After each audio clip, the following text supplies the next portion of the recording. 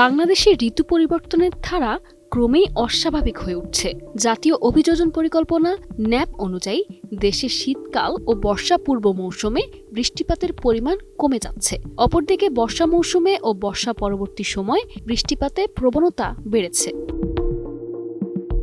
এই পরিবর্তনের ফলে দেশে একদিকে শীতকালে অতিরিক্ত শুষ্কতা, অন্যদিকে বর্ষায় অতিবৃষ্টি দেখা দিচ্ছে। এতে করে কৃষি, পানি সম্পদ ব্যবস্থাপনা এবং জনজীবন নানাবিধ সমস্যার মুখোমুখি হচ্ছে। ন্যাপের তথ্য অনুযায়ী সাম্প্রতিক বছরগুলোতে বাংলাদেশে বৃষ্টিপাতের রেকর্ড ভেঙেছে একাধিকবার। যেমন ২০০৪ সালে ঢাকায় ২৪ ঘন্টায় ৩৪১ মিলিমিটার, ২০০৭ সালে চট্টগ্রামে ৪০৮ মিলিমিটার, ২০০৯ সালে ঢাকায় মাত্র ১২ ঘন্টায় ৩৩৩ মিলিমিটার এবং ২০২০ সালে রংপুরে ২৪ ঘন্টায় ৪৩৩ মিলিমিটার বৃষ্টিপাত রেকর্ড করা হয়। বিশেষ করে রংপুরের বৃষ্টিপাত বিগত ৬০ বছরের রেকর্ড ছাড়িয়ে গেছে। এই চিত্র প্রমাণ করে বর্ষাকালে বৃষ্টির পরিমাণ শুধু যে বেড়েছে তাই নয়, বর্ষণের ধরনও হয়েছে অস্বাভাবিক। অল্প সময়েই ব্যাপক বৃষ্টি এখন অনেক শহরে জলাবদ্ধতা ও ক্ষতির প্রধান কারণ হয়ে উঠেছে।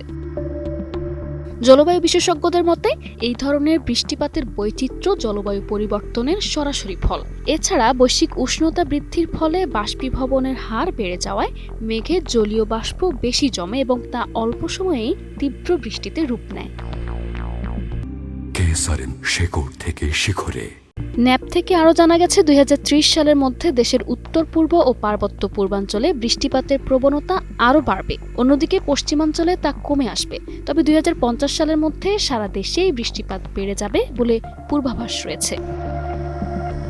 বিশেষজ্ঞরা বলছেন, এখনই যথাযথ পরিকল্পনা না নিলে দেশের শহরগুলোতে বন্যা, ভূমিধস এবং জলাবদ্ধতার ঝুঁকি আরও বাড়বে। এজন্য প্রয়োজন দীর্ঘমেয়াদী এবং টেকসই পানি ব্যবস্থাপনা, শহর পরিকল্পনা এবং প্রাকৃতিক জলাধার সংরক্ষণ। নিশা আলম, নিউজ ডেস্ক, ২১শে টেলিভিশন।